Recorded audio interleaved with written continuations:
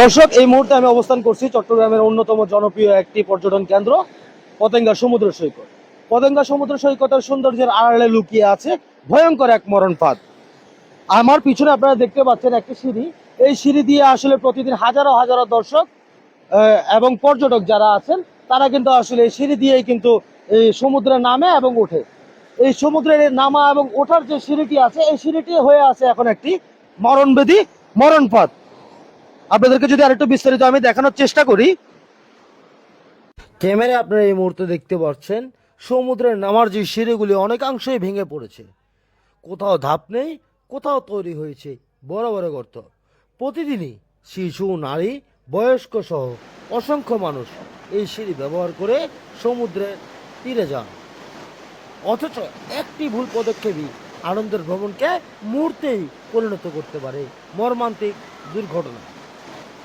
আর সবচেয়ে ভয়াবহ পরিস্থিতি তৈরি হয় যখন জোয়ারের সময় হয়।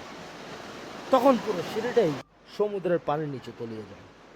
বাইরের থেকে বোঝার উপায়ই থাকে না কোথায় ভাঙা ধাপ, কোথায় গভীর গর্ত। অনেকে না বুঝেই পানিতে রাখেন পা। একটি ভুল পদক্ষেপই হতে পারে জীবনের শেষ পদক্ষেপ। তীব্র স্রোত থাকলেও সেই ঝুঁকি আরো কয়েক গুণ বেড়ে যায়। প্রতিদিন হাজারো হাজারো মানুষ এখানে আসেন পরিবারের সঙ্গে সময় কাটাতে, ছবি তুলতে কিংবা সমুদ্রের সৌন্দর্য উপভোগ করতে। কিন্তু তাদের অনেকেই জানেন না এই ভাঙা সিঁড়িগুলি নীরবে ডেকে আনতে পারে বড় ধরনের কোনো দুর্ঘটনা।